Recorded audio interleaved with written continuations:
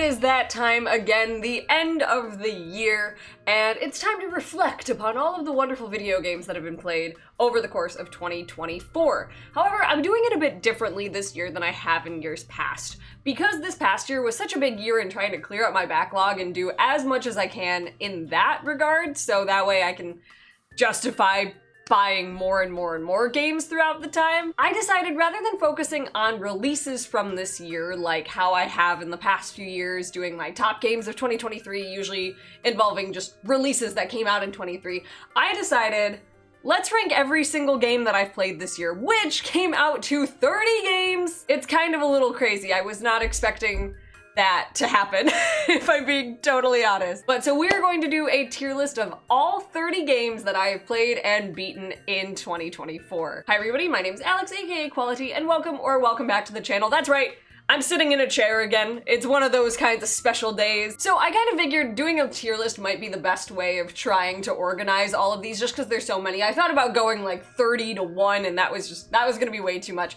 So I figured let's do a tier list. As many of you know, if you've been following along with the games that I've beaten this year series that I've been doing, I have been organizing all of the games that I've beaten this year on a wonderful backlog spreadsheet made by the wonderful and illustrious Orbalology dear friend Emily. It's been great. I'm gonna use it again for 2025. It's been a wonderful way of keeping track of my games, and it's also just very satisfactory to move my games from the backlog section to the finished section of the spreadsheet. So once again, I'll go ahead and link that below if you are interested in that. Highly recommend it. It's a great way to organize your games. So what I'll be doing is I'll be going through every single game that I've played and ranking them based on 5 stars, 4 stars, 3 stars, 2 stars in a general order to kind of say like, oh, well, say I liked this game better than this, but they were both 3 stars. I'll be organizing it that way, and then once that's all said and done, I will be putting my top 5 games of 2024 right at the very top. But that's gonna come last, so just so you all know how this is being organized. I'm ready to start ranking things. I'm ready to start doing it, and we're just gonna go down the line. Cosmic Wheel Sisterhood. So this is a wonderful indie game based on tarot cards and witches, and it's a wonderful story. So in Cosmic Wheel Sisterhood, you are playing as a witch named Fortuna, who has been exiled from her coven. You make a pact with a behemoth in order to gain your freedom, which gives you magical powers in order to create your own magical tarot card deck. Throughout the entire game, you're talking with other witches, helping them with their problems by doing readings from your deck. Throughout the course of the story, you get a look into Fortuna's history as well as the future of the coven and where it's going because of Fortuna's actions and readings. It's really cool. It's very aesthetic. The pixel art in this game is absolutely wonderful. It's simultaneously nostalgic while also having this fresh look to it. And one of the biggest draws about this game, other than the really fun narrative and the characters, are the fact that you get to make your own tarot cards. Like, that is the big part of the game, is you are creating your own deck. Depending on what assets you use, it makes cards have different meanings from one another, and there's so many different combinations that you can do to then influence the outcome of your decisions in the game. One of the biggest gripes that I have with it though is sometimes it seems like either certain decisions don't really seem to have too much of a basis to them. Like you'll be kind of trying to go in one way and then the narrative will kind of whip you back into a different direction based on one seemingly unimportant decision, or just certain plot points happen too fast. In my playthrough, I picked a very kind of like romancy route, and it kind of just happened. Like you get set up for this thing and then nothing happens, so the entire time I'm like, oh, well, maybe it's like a slow burn kind of thing. It'll happen when I least suspect it. And it did happen when I least suspected it, but like not in a good way. It was just very sudden, and it didn't develop further after that point, so it made some of the final moments in the game not hit super well for me. But it's different for every person. That was just my experience. I still thought it was a great game. I thought some of the story stuff was really, really wonderful. And again, making your own tarot cards, big win. I ranked it 4 stars, which I think that's still pretty appropriate. I don't think I'm gonna change that. It was a pretty great experience, to be honest. It was something that I didn't know I needed in the moment, like just a fun, cool, and unique indie game to just be playing in the dead of night with like candles and incense burning in the background. Like, it was very relaxing. The music is great too. I should mention that. The music is phenomenal. It's very atmospheric. I understand why so many people loved this game when it came out last year, so I think it's staying in 4 stars. Next, we have another indie game that I've held on to for a really, really, really long time, and again, this was another in my feels kind of decision. where I was just kind of like, you know, I need to play something short, something sweet, and something that's gonna make me cry, and What Comes After absolutely did. So What Comes After is a visual novel where you're playing as a girl who accidentally finds herself on a train headed to the spirit realm, headed to the afterlife. She's not supposed to be there. She didn't die or anything like that. She just fell asleep on the train. Throughout this entire little game, you're going through talking to people who have died and are heading towards their afterlife, hearing their stories, and it's one of those games that it's very message heavy about what makes a fulfilling life, what is fulfilling to other people, what's important in life, talking to people, personal connections, stuff like that. And it is only an hour-long experience. It took me almost an hour exactly to finish this game because I talked to every single person. And it very much so hit. The main character is struggling with mental health issues as well, and kind of hearing her talk to people and how she reacts and how her reactions change depending on who she's talking to and how she starts kind of applying life lessons and things that other ghosts are saying to her real life. It's very, very nice. It's a really, really, really good story. There's not much to it. I don't necessarily wish it were longer or shorter or anything like that. I think the hour was a perfect length. I also think it has a pretty nice resolution as well. I don't really have many issues with this game other than the fact that it was just a short experience and I cried a lot. But I did enjoy my time with it. I don't think I enjoyed it as much as my time with the Cosmic Wheel Sisterhood, just because there was so much more substance in that game. So I am gonna put it beneath, but it was a 4 stars when I ranked it, and I think I'm keeping it a 4 stars. Again, made me cry. It was what I needed in that moment when I beat it. Next up, we have the very first game in what is one of my new favorite series of all time, Phoenix Wright Ace Attorney. So for a quick background, I love Ace Attorney. I'm a very big fan, and I skipped the first game and went straight to Justice for All when I streamed it a few years ago because I had seen so many playthroughs of the first game that I felt I didn't need to play it. However, this year, I really wanted to play the first game for myself because I had the trilogy. I want to play all of them. You'll see because I will be talking about another one very soon. But I was just like, nope, I gotta play it, and I'm so glad I did. I'm so glad I did because it's such an experience, and if you haven't played any of the Ace Attorney games, highly recommend. Start with the original trilogy. It's a gem. It's a wonder. It's awesome. It's super great. It's just a great time. It's just a great time. I really don't think anybody could be disappointed, especially with this first game, because it's such a strong foundation to the rest of the series. And that's all. I spent a lot of time talking about this first game when I first finished it on the channel, so I won't go too farther into detail, but really, the Ace Attorney series, it's worth a play, and of course it was a 5 stars. 100% this first game was a 5 star. And after such a high rating, we have what I think might be the lowest ranking of this entire list, spoiler alert, and that is Super Princess Peach. Now, I picked up this game because Princess Peach Showtime came out earlier this year, and I was just in a Peach mood.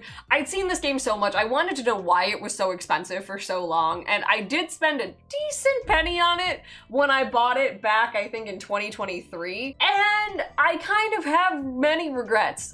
Sometimes I do miss this game, weirdly enough, because I was so mad and so frustrated playing this game so often, but it was kind of a good time. Like, do you ever have those experiences where it's like, oh my gosh, you're in the middle of it and you hate it? That's how I was with Super Princess Peach, and I still don't think it's a great game, but I have very fond memories of playing it. I thought it was really fun. It was the first time I had really busted my DS out in a while, which was really, really nice.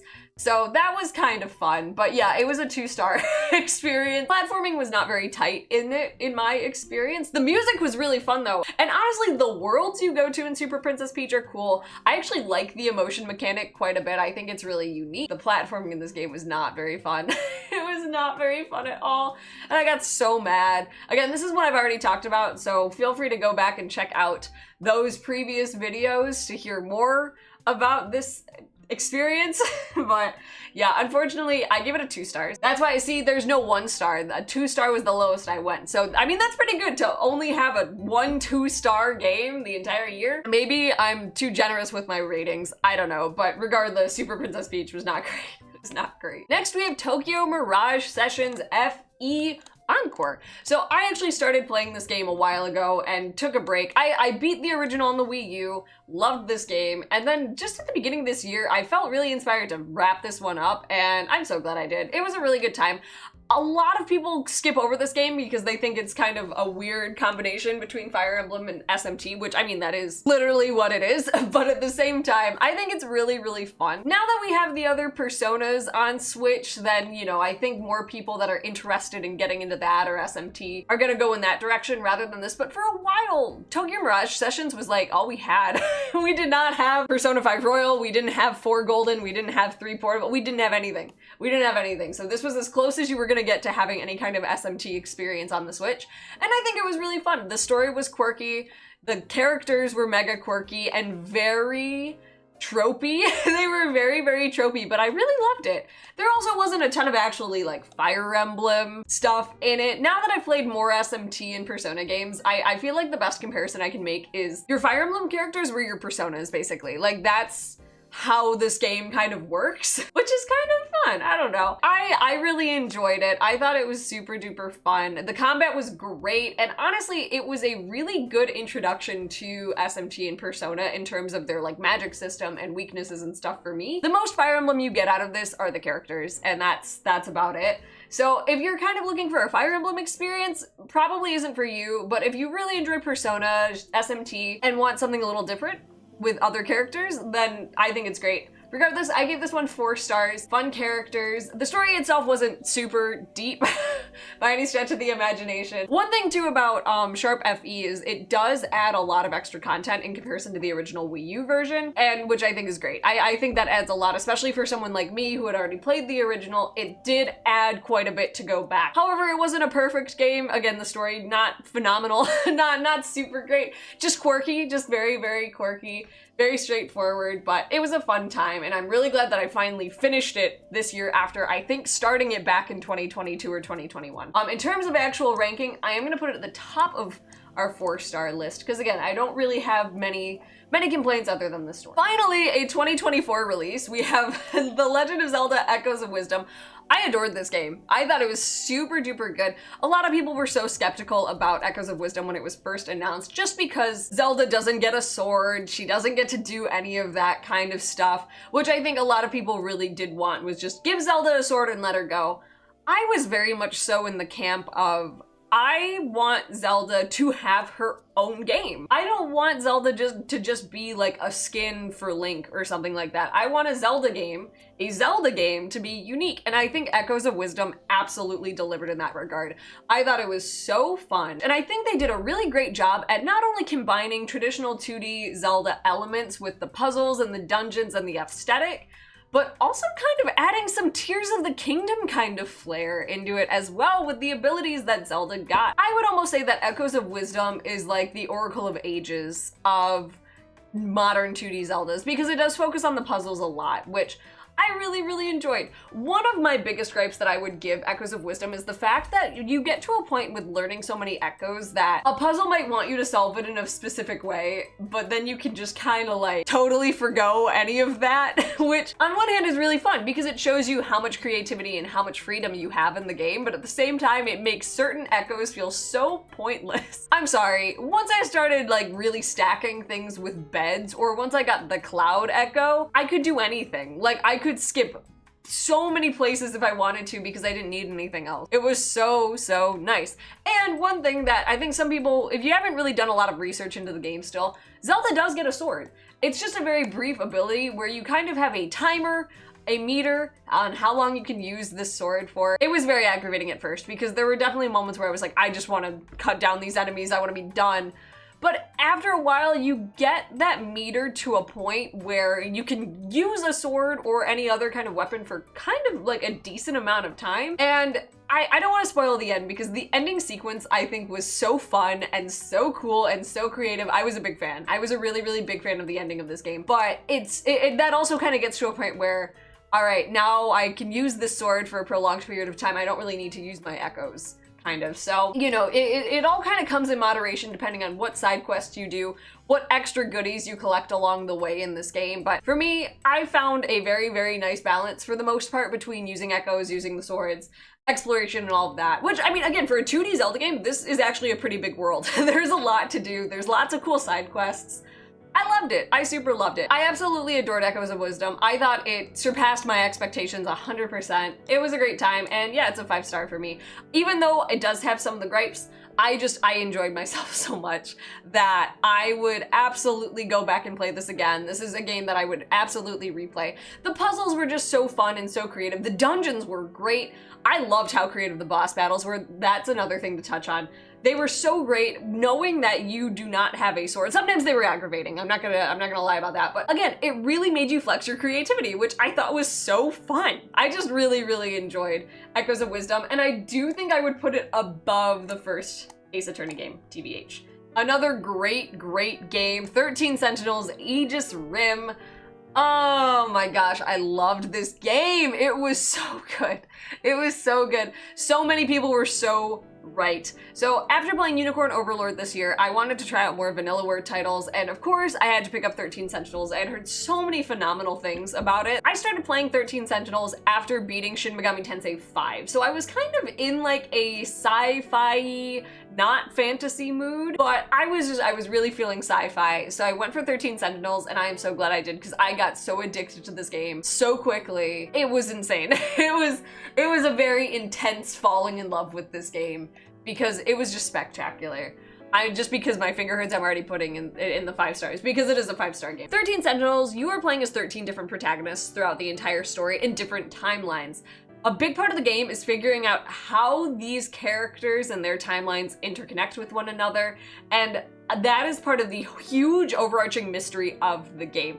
Like, you look at it and you're like, oh, well, it's a sci-fi kind of mech game, which it is, but there's a huge mystery going on behind the scenes. I barely even want to talk about it, because this game is so better experienced by yourself firsthand, no spoilers. It's so fun, and characters interact with each other and connect with each other in so many different ways that it does get a little confusing at times. Like, it is very hard to keep track of what characters know what and who characters know and stuff like that, but it does have a handy dandy like case file thing that you can look through and unlock information as you go through the story, and I do think that helps a lot in keeping all of your stuff straightened out. But even then, sometimes it can be a lot, so you keep an open mind. Keep an open mind. In terms of combat, this is a real-time strategy tower defense RPG. Super duper fun. I didn't think I would like it. I thought I would get super stressed out. I had a great time. I had a super great time with the combat in this. However, it is very easy. It is a very easy game. There are difficulty levels. I played on normal the entire time, and I probably could have bumped it up to hard if I'm being honest, but I just didn't really feel like it, because I was way more invested in the story than I was the combat. However, the combat and the story, they're very connected with one another. The combat is actually happening in the present, whereas all of the story happens prior to any of the conflict going on.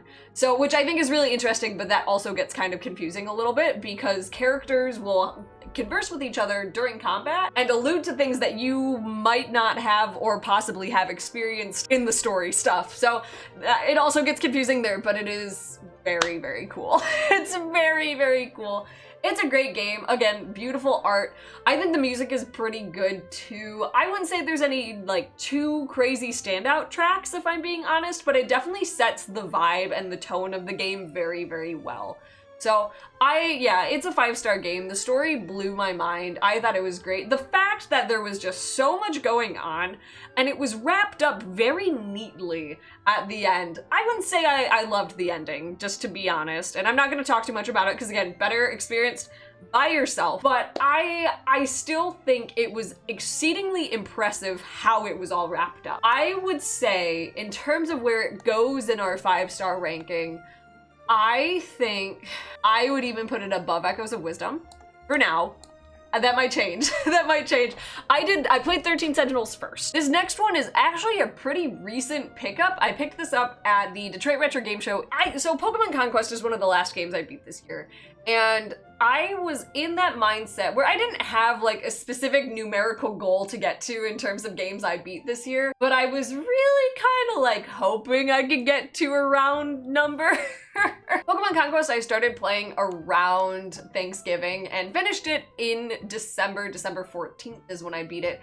And it was a very interesting experience. This is one of the only Pokemon spin-off games that I hadn't played, and I'd been wanting to pick it up for a while, found it at a great price at the show, and was like, yeah, let's give it a shot. I wasn't intending to play it right away, but when I was going through my backlog sheet and looking at projected beat times for these games, Pokemon Conquest seemed decently doable, so I gave it a shot, and I had a pretty okay time with it. It wasn't a spectacular game by any stretch of the imagination. It's definitely a 3-star, but I enjoyed it. I definitely enjoyed it. It was very weird. It was very, very weird, but the combat was very fun. So in Pokemon Conquest, you are a budding warlord, which is crazy to say in the context of Pokemon, but that is what you are doing. And you are on a quest to conquer all of the kingdoms in order to reunite this continent of varying Pokemon kingdoms. All the while you have Nobunga, who is your enemy in this, who's also trying to conquer all of the kingdoms on this continent, but in order to destroy everything and start the world anew. So you're kind of simultaneously also trying to beat him at his own game before he takes over everything. And every single game, it's strategy RPG, but with Pokemon. Your Pokemon will get like one move, you get one kind of special move. It's like baby's first Fire Emblem, kind of, but just with Pokemon. And it was fun. I think there are ways that you can make this game a lot harder. It's not a hard game. I think I maybe lost one battle because I went in a little like too cocky, I think, with the Pokemon that I had. But there are ways that you can really beef up yourself and your team. But it was fine. It was fine. The story is nothing. There's nothing there. It's pretty straightforward. Even, again, Pokemon stories, are they always life-changing? No. You have your rare exception. But, so Pokemon Conquest, I would still say is even like, way less story than your average Pokemon game too. Not really memorable characters. I mean, they kind of just exist to help move the plot forward. You have other warlords, and apparently there is a pretty robust post-game. I don't think I'll be diving into the post-game at least anytime soon. It didn't really grab me that much, but I had a fun time. The combat was fun, and that was basically all I cared about, so I'd say it was a good 3 stars. Now for the game I played the most, which maybe it is a little bit cheating because I did start this game in 2023, Baldur's Gate 3. You know it, you love it. I adore this game. It is phenomenal by any stretch of the imagination. It was my #1 game of 2023. 100%. I probably won't be putting it in my top 5, even though this is one of my favorite games of all time, just because I've already talked about it for so long. But of course it's a 5-star, 100%. Obviously. But I think it's so interesting. So Baldur's Gate 3 is the longest game I played this year at 129 hours. It was 129 hours well spent. I've almost started like 2 other playthroughs of Baldur's Gate 3, but I haven't gotten past any character creation because, I make my character and I'm like, all right, it's time to go to bed now, and then I don't keep playing. I will do another run at some point in time because I do want to do a Dark Urge playthrough. And again, this coming year is going to be so big for Baldur's Gate. They're adding so much to the game, so I will probably be jumping back in for another run through in 2025. However, yeah, 5 stars, absolutely. If you haven't played Baldur's Gate 3, I really recommend it. It's beautiful. It's a wonderful game. The characters are great. The performances of the characters are great. The story, there's so much you can do, so much freedom you have in this game to just do the most heinous kind of stuff you could ever want to do. And it's great. It's just such a great, great time. I'd really like to play with friends at some point in time since I played my entire campaign by myself. But we'll see. We'll see. So yeah, definitely a 5-star. But just, spoiler, I'm not going to put it in my top 5 because I have talked so heavily about Baldur's Gate 3, and it is one of the best games I've ever played. I mean, that is the reality of the situation. But it feels a little disingenuous to also put it as my top game of 2024. So I won't, but it is one of my favorite games of all time. So this was in my early fall stretch of phenomenal games. We have Ace Attorney Investigations, Miles Edgeworth, another 5-star. Another 5-star. I really don't know if there is an Ace Attorney game that's not going to be a 5-star for me. I know the Apollo Justice Trilogy is different. It is very, very different. So maybe, but I loved Investigations. I loved it way more than I thought I was going to. So how Investigations differs from the main Ace Attorney series is rather than being a defense attorney, you're playing as the wonderful and mysterious Miles Edgeworth, who is a prosecutor. So rather than being in a courtroom setting as well, you are going around crime scenes as Miles and trying to figure out what went on, finding clues, talking to witnesses, and all of that kind of stuff. It's very similar, but different. Like, the vibes are very, very different. Not only that, it's a top-down perspective, so you are walking Edgeworth around everywhere. I really, really loved that change. And like, I know it's only for these games, but for something, I don't know, something about it just made me really happy. And not only that, the cases, hilarious, so good. You get a little extra background on some of these beloved characters, as well as you meet new characters like Kay, who might be one of my favorite Ace Attorney characters. She's so fun, she's so cute, I really like her. But you get a lot of expansion on old-time faves like Gumshoe or Franziska von Karma. Like, it's great. It's so, so great. Highly recommend. If you've been skipping out on the investigations games just because they're not typical Ace Attorney, seriously, play them. They're a joy. And I would say, in terms of ranking it in the 5 stars, I am gonna put it above the original game. Just above the original game. But I loved Miles Edgeworth Investigations. Can't wait to do Prosecutor's Gambit. That is gonna be early this coming year for sure. I'm so excited. I'm so excited. Okay, we're getting a lot of the really good games right now. I promise not all of these are 5 stars. That's just how they were all organized. NieR Automata. This game was one of those life-changing games, if I'm being totally honest. I always knew NieR Automata was great. I always knew it was a wonderful experience. And I never got to play it because I didn't have like a PlayStation or anything like that. And then it came out on Switch with this incredible port. Honestly, it is one of the best Switch ports I think I have played, especially of a game of such like high caliber. I had no performance issues. It was beautiful, it looked good, it was great. NieR Automata is, again, one of the best games I think I've ever played in my entire life. It is so insane, for the lack of a better way of saying it. I am still impacted by this game and its story and its message and its soundtrack because there's just so much going on, and I don't have any other NieR experience. I have not played Replicant. I haven't played anything else in this world of games. However, NieR Automata, just as a standalone title, you don't need to play the other ones to still be impacted by the message. You might get a little confused on the lore. I did have to look up quite a bit of NieR lore just so I understood some of the deeper references. But even then, wow. So for those who don't know, you're playing as 2B, a Yorha android who is sent to the ruins of Earth amidst a war between the androids and the machines, and it just kind of totally explodes from there. You're also with your companion 9S. 2B and 9S's relationship is exceedingly complicated and very interesting, and I love that. I love how complex the character relationships are in this game. Not just them, but everybody. But theirs is a wonderful example of just two people who work very well together, work very close, and are very close, having just, without it being like, oh, we're best friends or anything like that. It's just, oh, I don't even want to say too much. You experience it as you go throughout the game, and it's kind of like 13 Sentinels. It's a game that's much better experienced by yourself. And I love it. I love everything about it. I really don't have many complaints. And if you're worried about a game like this, because it is an action RPG, if you're worried about a game like this being too difficult, this version specifically, I don't know about the original versions, but the Switch version has so many accessibility, like things that you can do in terms of difficulty level, in terms of like you can automate some things but not automate everything, and you can change that at any time. If you get into the game and you find yourself struggling, you can make it work, but if you still want to experience the story, and I highly recommend that as well. It's just, oh wow, it's great. You can really play this game how you want to play it and still get so much out of the story and the environments. This is also one of those games too where it really made me love doing side quests. It really, really did. Again, I don't want to spoil too much, but I got to a specific point in the game where certain side quests got locked off for a while, and I really felt like I was missing something, especially after talking to one of my very dear friends about it, who loves this game.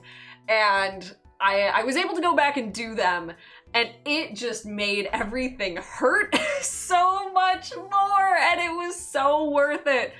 NieR Automata is a great game. The Switch version, don't let the fact that it's on Switch deter you from playing it on Switch, because it really does work super well. Obviously, you can get it other places, but if Switch is all you've got and you've been interested in this game but are worried about performance, I didn't experience any performance issues, and it worked beautifully for me. So yeah, absolutely at the top of the 5-star category so far, because it's phenomenal. It's absolutely phenomenal. Next up, we have what I think might be one of the best remakes of a popular game of all time. Paper Mario and the Thousand Year Door came out for the Switch this spring, and I played it in August. I needed a break from a different game on this list, but I was almost not going to play this like for a while due to a different Thousand Year Door experience, which I'll actually talk about right after this. But I'm so glad I did, because this remake is beautiful. They do so much to bring this game into the modern world with so many quality of life updates that aren't always perfect, and I'll talk about that in a second as well. But the fact that this incredible story in this incredible game is finally available for more people to play without spending an arm and a leg to get the original GameCube version or having to emulate it, it's wonderful. It is a wonderful remake. The story stays pretty much all the same. The dialogue pretty much stays all the same too, which was something a lot of people were really concerned about, that they would change a lot of the original dialogue, which I think is a very genuine fear. I totally get that, but it was very true to the original. It was a very faithful adaptation, and it looked gorgeous and it sounded gorgeous. The updated soundtrack was, oh my gosh, I thought I was gonna be playing with the old one on the entire time, because you can. I didn't want to, because the refreshed soundtrack was, oh, it was better than I could have imagined. It like, sometimes I think you have that thing with remakes of games of, you know, it looks a certain way and sounds a certain way when you're playing it as a kid, and then they remake it 20 years later, and suddenly it's like, this is how you remember it sounding and looking, but it didn't. But because you were a kid, you had this very like fantastical view of it. And I felt that way about this remake 100%. So of course, in Paper Mario the Thousand Year Door, you are collecting the crystal stars in order to open the Thousand Year Door in hopes of being able to find the legendary treasure, as well as Princess Peach, who is, guess what, gone missing, as she does. So it's your typical Mario story fare. However, what really makes the story in this shine is the hilarious dialogue and the wonderful cast of characters. As this is an RPG, you do have a party and you have partners that you can use interchangeably throughout your adventure. And they just add so much personality to the story. And it really is what makes this such a great time, especially in comparison to later Paper Marios, where you don't have partners and you don't really have standout side characters for the most part. We kind of got there a little bit better in Origami King, but not really. So it was just really nice to have that back in this. Again, add some quality of life updates. Now it's way easier to change your partners while you're in the world. Some people initially were like, I want it to be better, but in practice, it worked great. Being able to just kind of go through a ring, swap through your different partners, easy peasy. There's also a fast travel situation going on here as well. However, it's not that easy. You still have to go to a very specific location in order to fast travel to different locations. So in the last little stretch of the game where you're backtracking a lot, it does save time, but it's still not perfect. And that was still a pretty big gripe for me, honestly, because they do it because they want you to reminisce on your journey. However, when you've played this game so many times like I have, you don't need to reminisce anymore. You did it. You just did it. So I'm glad that they added something, because it did shave down some of what I consider the worst part of the game, but it still wasn't perfect. It still was not perfect in that regard. Overall, I thought this was a great remake, and I'm so happy I got to play this this year, because after playing, which this is the GameCube cover, however, this is a stand-in for Book of Mario Thousands of Doors, the Google translated version of Paper Mario and the Thousand Year Door, which was one of my worst video gaming experiences of all time, which, you know, I hate to say it, I did rank it as 3 stars on my thing. I think I am dropping it to 2 stars though, because it makes me so mad. So I played this Google translated version of this wonderful game on Twitch, and it was one of my lowest points in content creation of all time, if I'm being brutally honest. I did it for the joke for like a half a second. However, what it really did make me believe is when you take all of the wonderful and witty dialogue away from these characters, it really shows you some of the most annoying parts of the original Thousand Year Door. As I mentioned, the backtracking thing wasn't even fun, because half of the time, not only was I running back and forth to place to try to get to the ending part of this game, I was trying to decipher what the heck these characters were saying, because this was my first time playing Thousand Year Door in a few years before the remake, and I didn't remember every single thing. That's why the remake was a breeze for me, because I was able to get through it so quickly because I had just did Book of Mario. But trying to decipher what characters were saying, there was no humor anymore. Some of the jokes got so old so fast. It was just not a good time by any stretch of the imagination. And I hated my life for a while. And honestly, I do think it contributed to my lack of desire to want to stream, which is very sad. And like, I haven't really talked about that on YouTube because it's not something I often talk about. I do hope to be getting back into streaming in 2025 now that I'm in a much better headspace from this catastrophe as well as other personal catastrophes, but it really was demoralizing, if I'm being honest. It was so sad. And it did kind of make me think more critically, though, about a super beloved game, which was a very interesting perspective. Like, again, the backtracking was aggravating to every little bit. Character swapping, also aggravating. And it's so much of the magic was taken away without the dialogue. It shows how special the writing in Thousand Year Door is.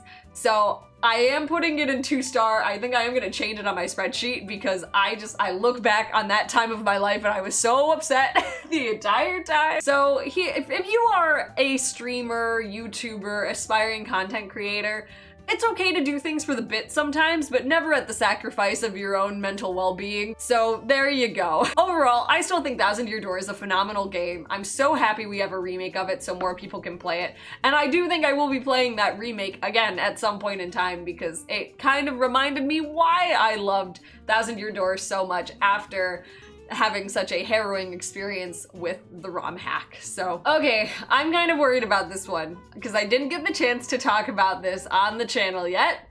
And I am very worried about people's reactions to my reactions. Shin Megami Tensei 5, my very first ever true SMT game. So I started playing this when Vengeance came out because I was kind of feeling a little FOMO-y because I didn't have Vengeance, but I didn't want to get it until I played the one I already had. So I might play Vengeance at some point in time. My reasoning might make sense as I talk about why SMT 5 was a 3-star game for me. So, okay, you can boo me, it's fine, okay. So, I had some expectations going in based on reviews and other things I have heard about the Shin Megami Tensei series. And mind you, I also have not played any Persona games at this point in time. The only thing I had played was Tokyo Mirage Sessions, which, man, it looks really bad having Tokyo Mirage Sessions as a 4-star game and Shin Megami Tensei 5 as a 3-star game. I am sorry. I am very, very sorry. I don't think it's a bad game by any stretch of the imagination. SMT 5 made me fall in love with the press turn combat, and I want more of that all the time. I love that combat style. I think it's so fun, and it's such a nice change from just your standard turn-based combat. It feels so unique, and you really have to continuously strategize, which I loved. I super loved that. I thought that was great. I also love using demons. That is so phenomenal, and I really, really love that. Like, it was so fun. Like, the combat, exploring the world, talking to demons, fusing demons, I loved all of that. That core part of the gameplay, spectacular in every way. That is a 5-star aspect of that game, 100%. However, and I did know this going in, but I wasn't expecting it to be this bad, I was not a fan of the story at all. And I don't even think it's the story's fault.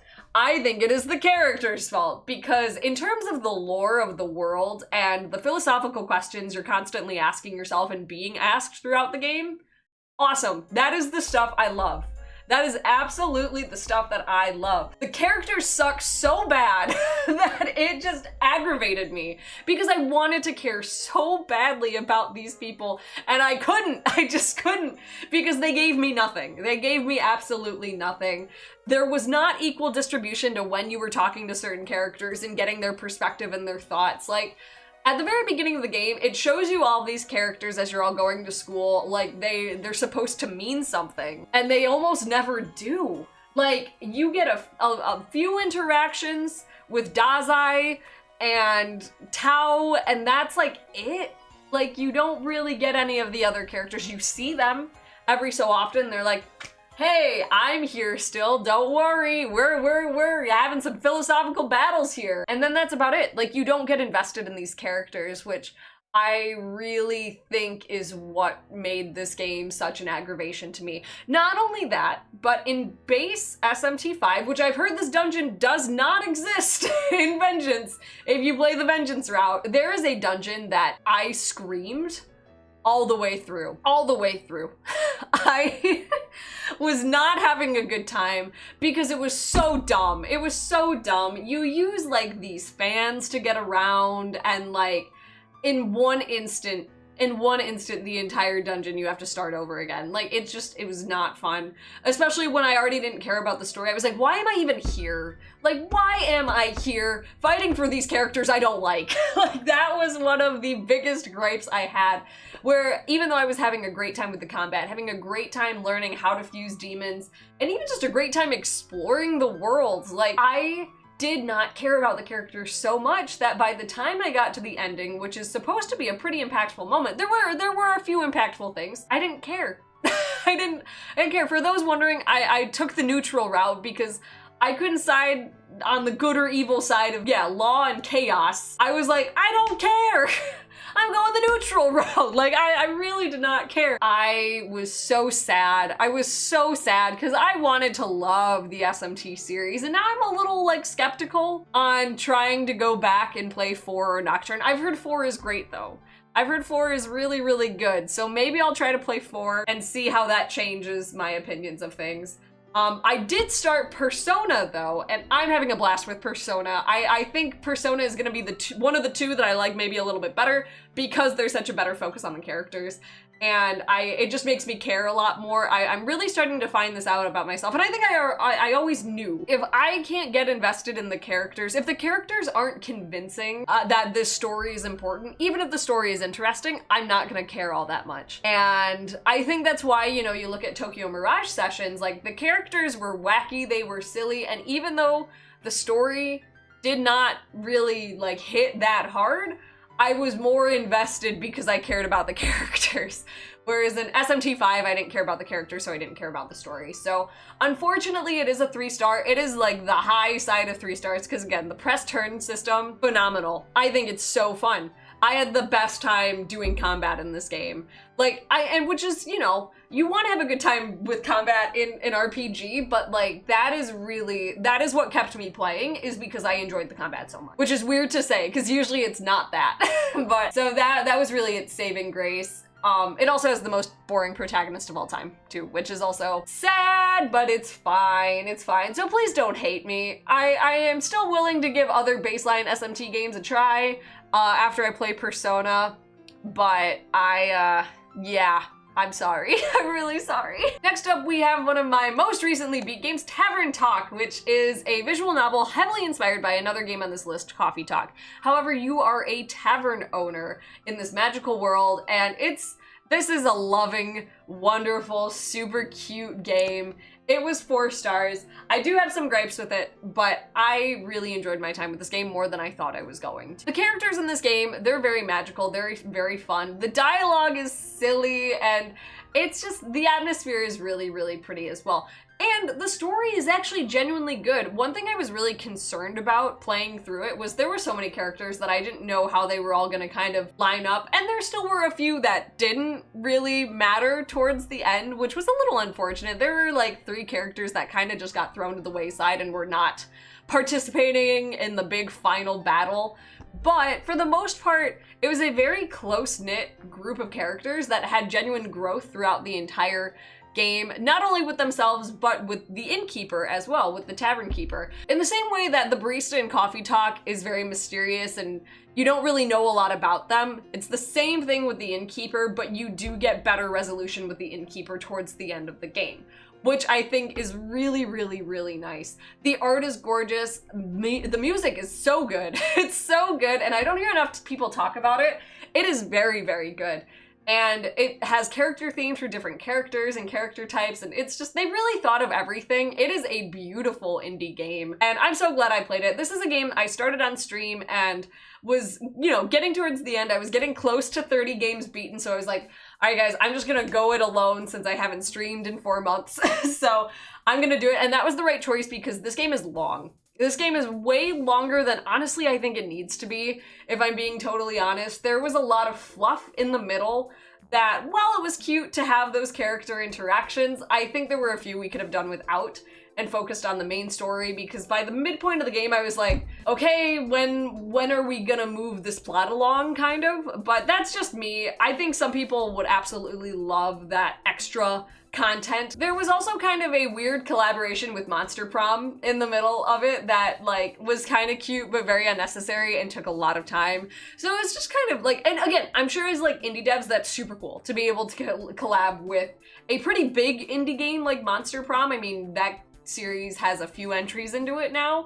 That's gotta be awesome. But I think just from playing perspective, I was kind of like, okay, I'm ready to move on and stuff. So it was a pretty long game, longer than I kind of necessarily wanted it to be. But when I got to the end, I wasn't really complaining because the characters just really, really did it for me. They were so sweet. They were so, like, and this is another game where the conversations are a lot more impactful than you necessarily think at first, because they're talking about so many different things that, even though they're put into a fantastical setting, they can be applied to real life, kind of like how Coffee Talk was as well. Actually, I'll go ahead and rank Coffee Talk as well. But yeah, I think Tavern Talk, 4 stars for sure. It is a lower 4-star, I think. Oh, I'm gonna rearrange. So, Thousand Year Door, definitely the top of the 4 stars. For sure.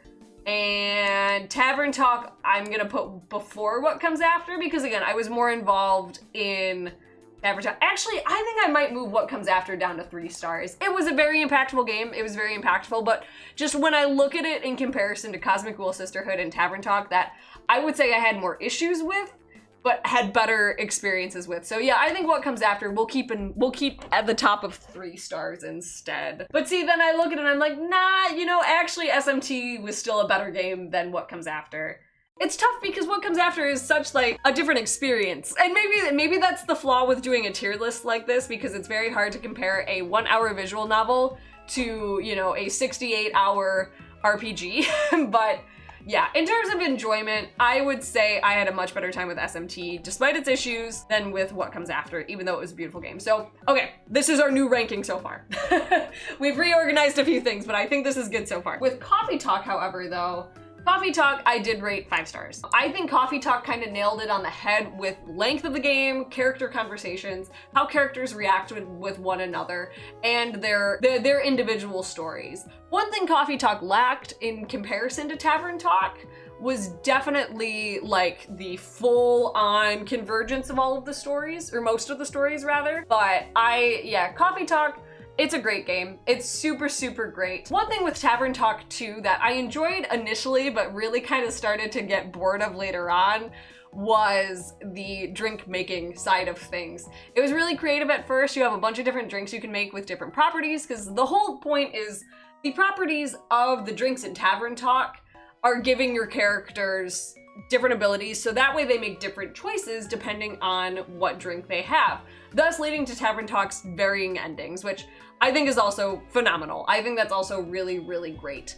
But one thing, Coffee Talk I think is just a little more focused, which I think is what makes it a better game for me personally. Either one or both of them, I highly recommend. I highly, highly recommend. Even though Coffee Talk, I would still say bottom of the 5-star, just because I think it's the OG of that concept. I enjoyed being a barista a little bit better than I enjoyed being a tavern keeper. I still think both of these are very worth playing. Very worth playing. If you love games like this, Absolutely. Maybe play Coffee Talk first. I haven't played its sequel yet. That's on the list for this year. And then try Tavern Talk. Tavern Talk also just came out with the DLC as well. I haven't played it yet. I will when it comes to Switch because I have Tavern Talk on Switch and not Steam, but the DLC is out on Steam. And yeah, in terms of indie games, even the ones I haven't talked about yet, all of the indie games on this list I recommend. They are very, very fun, very unique experiences. And yeah, I just think they're great. So I do highly recommend Tavern Talk. Just know it is longer than it needs to be, in my opinion. And I also recommend Coffee Talk, which, again, very well-deserved 5 stars. It's very focused in that regard. The aesthetic is very different, obviously, than Tavern Talk, but the aesthetic, it hit me where I needed it to hit me, you know? But again, both are great, phenomenal games, and I'm so glad I got to play both. Another indie darling, we got Little Kitty Big City. Definitely a 5-star game. This was one of the best games I played this year. This is one of the best 2024 releases I would say I played. Such a fun adventure game. You're a cat going around the city trying to cause mischief and get back to your apartment, but you have to get enough fish in you and enough energy in order to climb all the way back up. Wonderful writing in this game, so fun. It's a great little adventure game and I highly recommend it. One thing, don't play it with a keyboard and mouse like I did because it will make your life painful and sad. Get a controller. I do wish I would have just bought it on Switch, to be honest, instead of getting it on Steam. I think that would have made my life a little bit better, a little bit nicer. But yeah, Little Kitty Big City was a great, great game and I highly recommend playing it if you're looking for a cute cat adventure. Okay, this looks really bad having so many 5 stars, but Mario Wonder is another one that just is so great. I had such a great time playing that game. Like, I was kind of sad that I didn't have another Mario game to play this Christmas and almost started playing Wonder again because it was such a fun time. This might be one of my favorite 2D Mario games of all time because of how mystical the worlds are. The mechanics are so fun. I adored everything about Super Mario Wonder. It was so fun. The music was great. The atmospheres were great. The amount of characters you could play as were great. I think it is one of the best 2D Marios of our time, to be honest. To be honest, I also think it made me a better platformer because I wouldn't say it was super easy. You know, we're not talking like Lost Levels level of difficulty, but I don't think it was like too easy in any regard. It was just really fun. You could make the game a lot easier if you wanted to play as a Yoshi where you didn't die, but I'm trying to think, who did I play as? I think I played as Toad the entire time and it was worth it. It was very worth it. And it was just wonderful. It was such a fun time and I highly recommend, if you have not played Super Mario Bros. Wonder, pick it up, it's great. Even if you're not a big platformer fan, I feel like this game might change your mind because it changed mine. All right, next we have a game that so many people told me to play, and I haven't played any other games in the series yet, but I have played the first one, Atelier Ryza, Ever Darkness and the Secret Hideout. This was a pretty good game. I honestly, right now, I'm kind of debating putting it between 4 and 3 stars. Because I enjoyed it at the time, but I don't really remember a lot of it, to be honest. I think I'm gonna bump it down to 3, honestly. Yeah, I think so. I think so. Maybe it's just, you know, SMT5 is such a standout because I was so angry. But Atelier Ryza, it was very cute. And I did really like the combat. It's kind of, you're on a timer, so you have different characters going at different times. You can swap characters for the most effective ways of taking out enemies. And it's cool because alchemy is a huge part of this game, obviously. It's an Atelier game, so it has to be. And I really, really loved that aspect of the game. However, in this one, which I have heard it gets so much better in the second one, I found some of the characters a little annoying and their motivations were not always super duper fleshed out, in my opinion. But I've heard the second one and the third one are great, so I am going to continue this series. I'm not stopping at the first one. I think it's definitely a series worth continuing, and I'm very excited for Atelier Yumiya coming out this year as well. That looks awesome. That looks super duper cool. So I definitely want to play the other 2 in the series before that game comes out, or at least play 2, because I've heard 2 is the best one in the series, so I'm excited. But yeah, it was a fun time. The characters were cute. The world was cute. It was kind of a weird experience for me because it was another one where I did care about the characters. More towards the end, I cared about the characters. At the very beginning, it was very hard for me to get into it at all. I really was not super into it. But once I really started to understand the alchemy aspect, and once all of the characters were like more together, but once we got further in the story and relationships started to develop a lot more, that's when I started to get invested. But overall, I think it's a nice game. It's a really nice game. And remember, anything in 3 stars is not a bad game. I've talked highly about most of these, I think. But I think keeping it in 3 as opposed to 4 might be the right decision. But I'm excited to continue with the rest of the series, and I hope I fall more in love with the characters in the second game. All right, next we have another indie game, A Cat and His Boy, which this is another one I might bump down to 3 stars, because now that I look like, it's so interesting with tier lists, because now that I'm putting it all out in front of me, I'm kind of like, you know, did I like this game as much as the other one? And I think this is kind of in that same regard that What Comes After is in.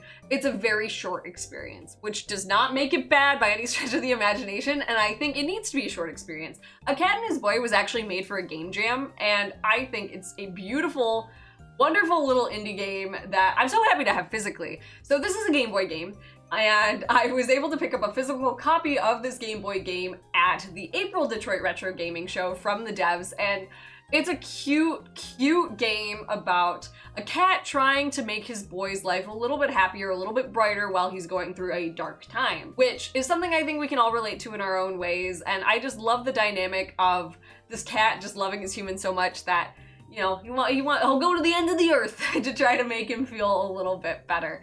It's just very sweet. There's a lot of extra little side content in the game as well.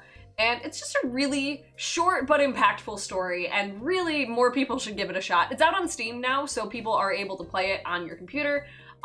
It's a wonderful game. It's a wonderful, wonderful little game, and I'm very, very still happy to have it as a physical cartridge. I just think that's so cool. But I'd say right in the middle of 3 stars. I think that's a great spot for it. Right before What Comes After. 2 very short but impactful experiences for sure. Now, this next one says Pikmin 1 and 2, but it is actually just Pikmin 1. I haven't played 2 yet. I will this year. And I have it ranked as a 5, but I actually think I'm gonna rank Pikmin 1 as a 4 star. A very, very high 4 star rating. Under Thousand Year Door Remake, I think. So, I had never played Pikmin until this year. I've always loved Pikmin as characters. I've always been such a fan in that regard, but I didn't have 1 or 2 on the GameCube growing up. I only ever watched my cousins play it. I think maybe I watched my cousins play it. And I just never had any firsthand experience with it, so having it on Switch was great. Now I have all of them. I actually still don't own Pikmin 4. I will probably buy that once I beat 2, so that way I'm ready. But I really had a great time. The amount of puzzles and wonderfulness in this game, the amount of thinking you have to do, and unique solutions you have to come up with in order to get your Pikmin safely to their objective and to get all of the rocket parts. Just so fun. Pikmin was so fun. It was such a fun game. The first one is pretty short, which is why I think 2 I might find a little bit even better, because it's a longer experience. I don't really know. I've heard Pikmin 4 is phenomenal, so I am really excited to get to that one, but I do want to play them in order since I already have 2 and 3 at my disposal as well. But yeah, I really, really loved Pikmin 1. I don't have many gripes with it at all. Aside from that, it was, you know, a short game, but that makes it easier for me to replay it if I ever want to. But I think in terms of experiences and the fun that I had with it, I would say a nice top of the 4 star category is where it belongs. It wasn't life-changing, but it was very exciting. Man, I'm making a lot of changes. I'm making a lot of changes, but again, you see it presented in front of you and you're just kind of like, eh. You know, I think I am gonna bump Coffee Talk down to 4 stars. I think it's still, I would put it there. I'd put it beneath Pikmin. It's still a great game, but I just, again, looking at it, I'm like, does it really compare to what I have in my 5-star categories? I don't think so, but it definitely lines up with our 4 stars. So I think that's where I'm at. We'll see how much of this changes after I'm done filming this video. We will see. Next up, we have a surprise that I was not sure I was going to make it for this video, but Nintendo World Championships NES Edition. I have heard nobody talk about this game since it came out. I did get the physical collector's edition of it, so it has a bunch of cool physical goodies. Very neat. I mainly did it so I had the box of this game because I think the case is really cool, but this game really surprised me. I had a really nice time with it. So it is a 4-star game. What this game is It is a slew of speedrunning challenges for classic NES games, and there's a bunch of online stuff that I did not dive into, but I did beat the single player mode, which is playing every single speedrunning challenge for all of these different games. Oh my gosh, I had so much fun with this. So if you didn't see my community tab, I had COVID, which was very sad, very depressing, and I wasn't able to do much. I was playing Tavern Talk at the time as well, but in order just to have like a mindless kind of game that I could just keep playing over and over again, I started this, knowing that it should be short enough that I can beat it for the end of the year. It was a blast. It was a blast, and I feel like I got so much better at so many games that I didn't really grow up with on my NES, but also games that I did play when I was a child. I was like, yeah, I still got it. I'm still pretty okay at this. Like, original Mario, I was doing very well at those challenges, and I was shocked. I was shocked because it's like, I don't think I even have that hand-eye coordination anymore, but I did really well. And other games too that I was really surprised about, apparently I have some pretty sick Donkey Kong skills. Did not realize that. I did play a lot of it growing up, but I didn't really, I don't know, it was just a really fun, nostalgic time, and it was so fun. I definitely would go back to this to do some of the online stuff, but I'm not really sure how many people are actually still playing this game. One gripe that I had with it is, so at the very end of every single game, you have a legendary challenge, and how you unlock varying challenges is you have to have a certain number of coins.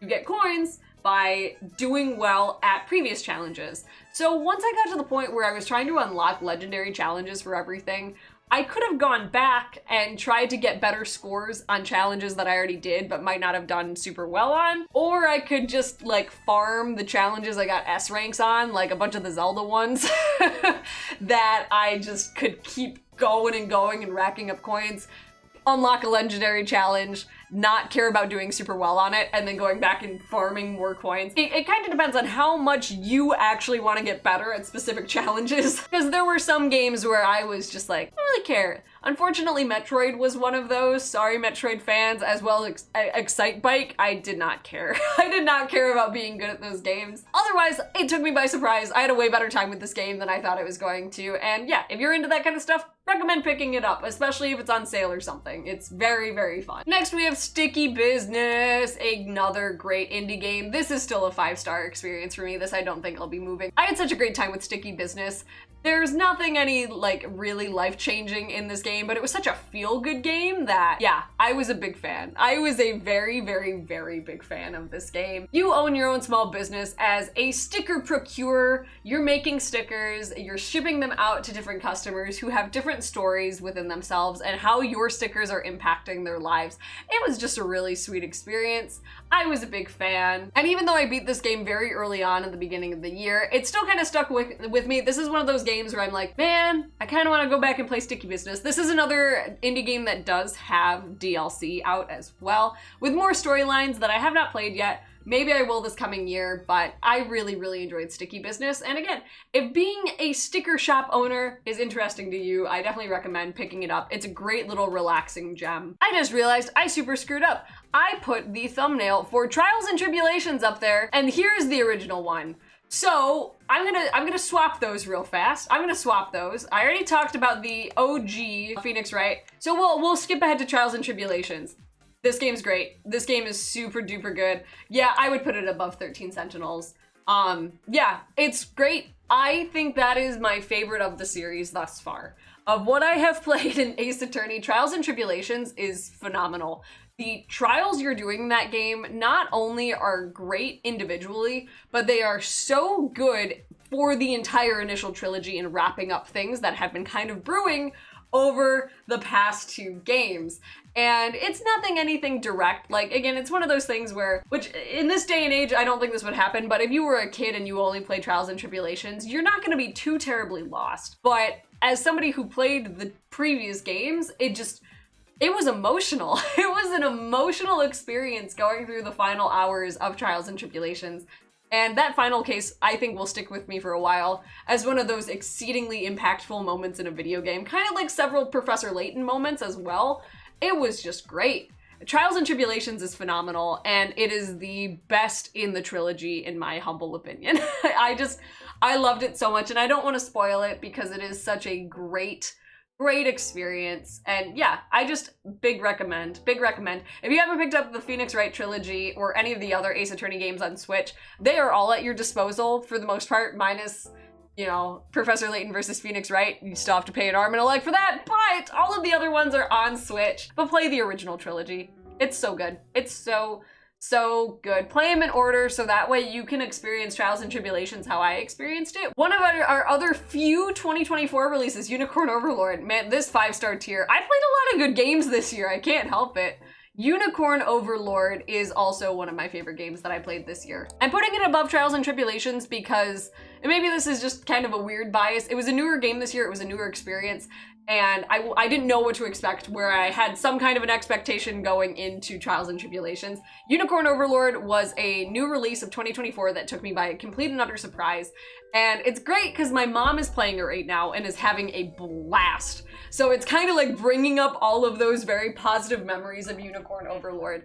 One thing I will say, the story is not great. It's not bad, it's just not groundbreaking. It's nothing new, it's very straightforward. The characters are very, very fun, and I think that kind of makes up for it. But also the combat and the world and the art, they're great. They're super duper, super great. I actually, now that I look at it, I'm like, do I like Unicorn Overlord better than 13 Sentinels? And I think I do.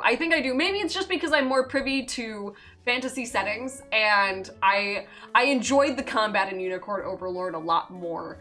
I think the amount of strategy that you can do in putting into your teams and how you're organizing your individual characters and their abilities, I just think there's so much customization that can be had here. There's a lot of replayability in terms of the battles, and it's just, you can make it as easy or as difficult as you want, which I think is just so fun. It's so fun. But Unicorn Overlord really took me by surprise with how much I loved that game.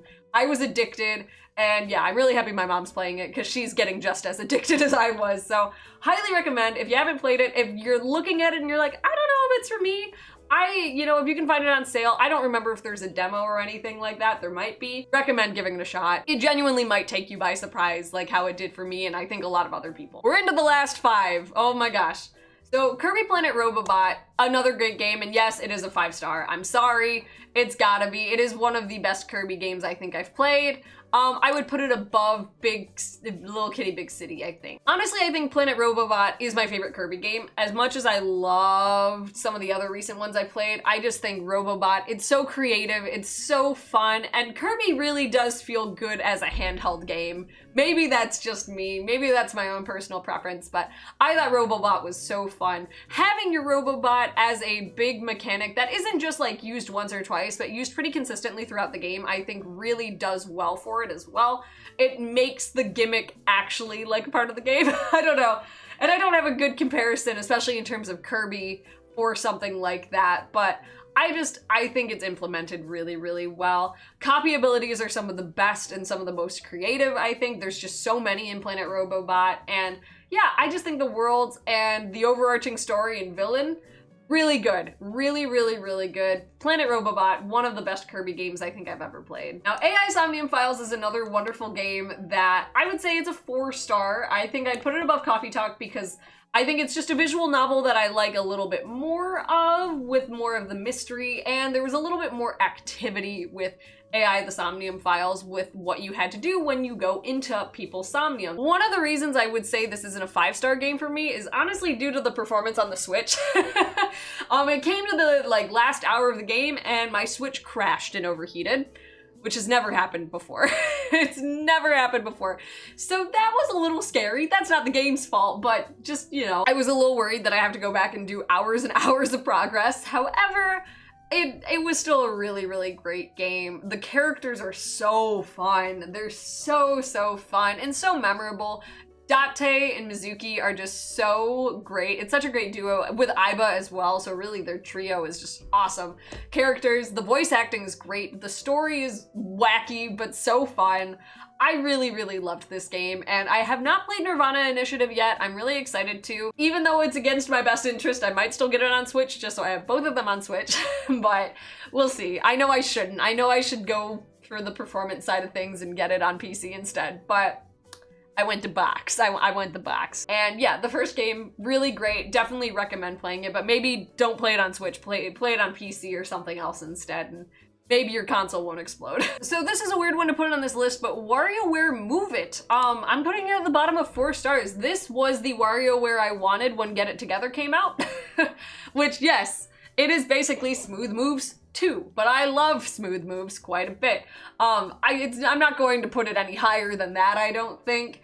I don't think it's quite a 3-star, but I do think it is a 4-star party game. It was really fun. I played this actually almost exactly a year ago with my friends on New Year's Eve, and I beat it on my birthday, the single player mode. Just playing with friends and having a great time with it. We all kind of agreed this was the best WarioWare we had played in quite a while because it was both nostalgic for Smooth Moves, but so fresh. And I think the reason, honestly, the reason this gets 4 stars is because it was a game and an experience shared with my friends, which always means more to me than anything. But at the same time, it was a great time. It was a really, really, really great time. And I'm glad we got another WarioWare on the Switch. Now we just need Rhythm Heaven. Now we just need to bring back Rhythm Heaven and I will be complete. Bottom of the 4 stars, because it was a great experience. But now that I've done the single player mode, unless my friends and I want to do it again or do some other things in it, we're not really gonna be going back to it anytime soon.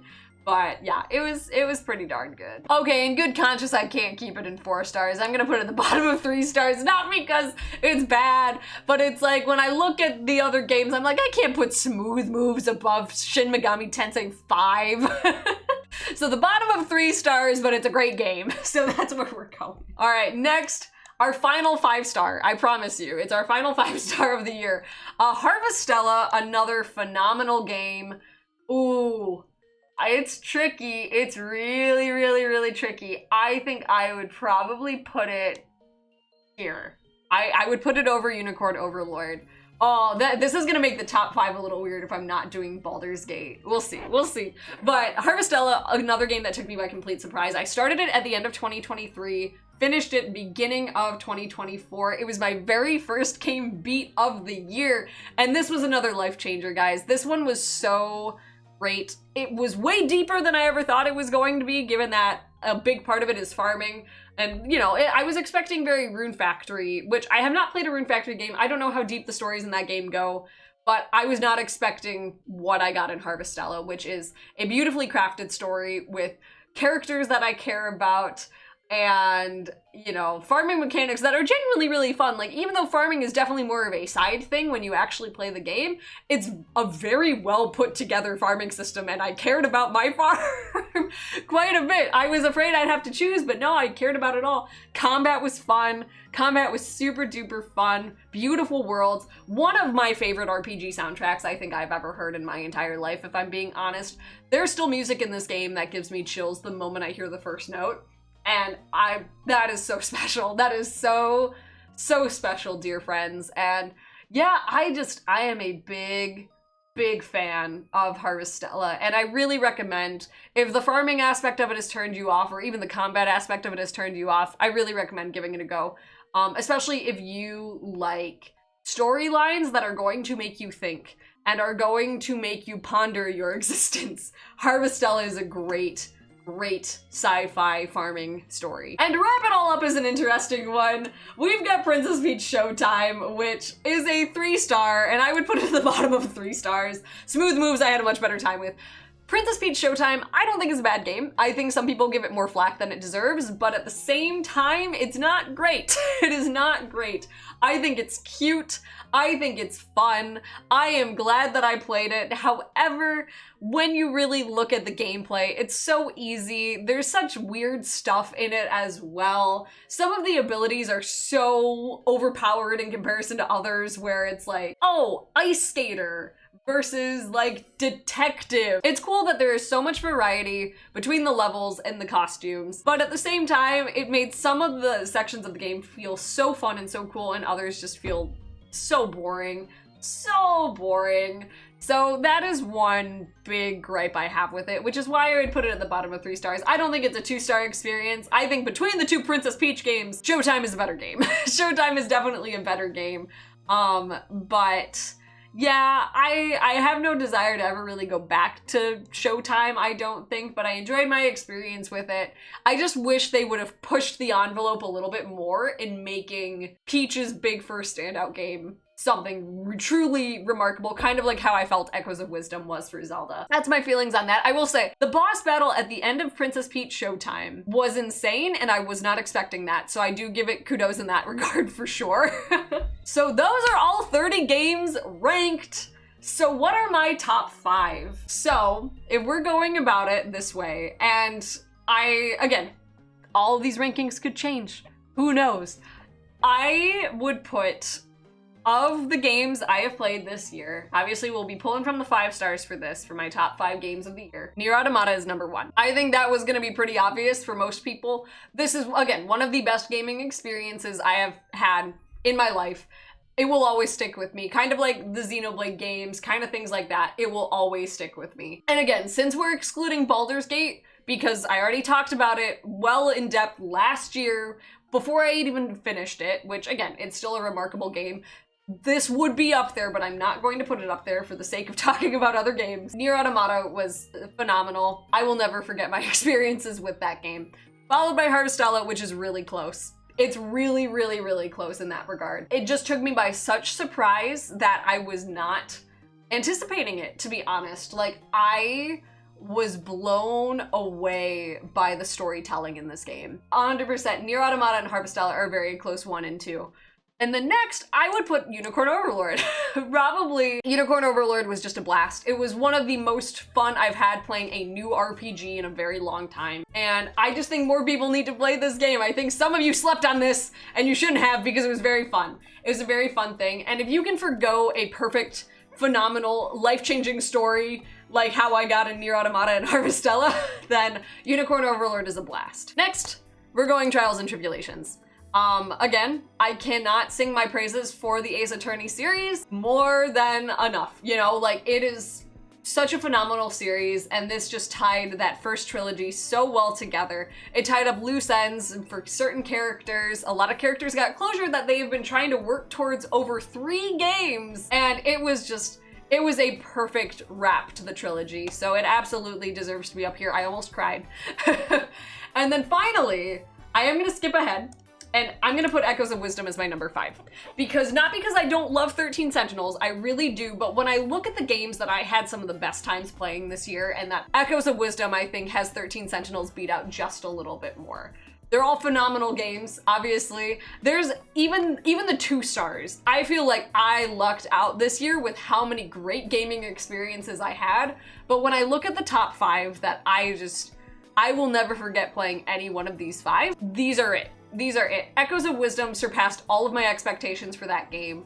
I was so thrilled and so happy with how it all turned out that it has to be at 5. It has to be at 5. Not just because of wanting to have 2 games that came out in 2024, but at the same time, it was great. It was so great. I really loved it. Is it a number 1 spot? No, but my time with Echoes of Wisdom was so precious to me. And even though it was amidst kind of, again, one of the roughest times I've had in a really long time in my life, coming home and playing Echoes of Wisdom was just always so fun. Thinking about different ways to be creative and solve problems in creative ways, it was just honestly so fun. So looking at these top 5, I feel really good about this, honestly. NieR Automata, Harvestella, Unicorn Overlord, Phoenix Wright Ace Attorney, Trials and Tribulations, or Ace Attorney Phoenix Wright Trials and Tribulations. I always forget what one comes first. And The Legend of Zelda, Echoes of Wisdom. These are my top 5 games of 2024. And then Baldur's Gate is just a top game always, but we're excluding it for right now. So there you have it, friends. Even though I made some changes last minute, I feel really good looking at this and how this is organized. Again, I am very fortunate to have played some really phenomenal games this year. It was a really, really, really fun time. And I'm so excited to see what 2025 is gonna bring. There's a lot of 2025 releases that I'm excited for, and a lot more of my backlog, especially in the Switch department, to go through. So I'm so excited to see what we can do in 2025. And I'm so grateful that all of you have been here to support me throughout 2024. The last few months have been really, really rough, and I've really missed making consistent content. So I'm really hoping that 2025, I'll be able to get a little bit more of my balance back between content and all my life stuff, so that way we can keep talking about games all the time and having a great time. There you have it. If you liked this video, maybe consider giving it a like and subscribing. Let me know your favorite games of 2024. What were your top 5? I'd love to hear them, whether they're 2024 releases or games you beat from your backlog. I'd love to hear about them. And let me know what you're most excited for in 2025. We will have a very 2025-centric video coming out next week, which is super exciting for our first video of the new year. So stay tuned for that. It's gonna be great. I'm so excited to keep talking about video games with you all for another year. Thank you all so much for being here. Have a happy new year, and I cannot wait to see you all in 2025. Goodbye! Boop.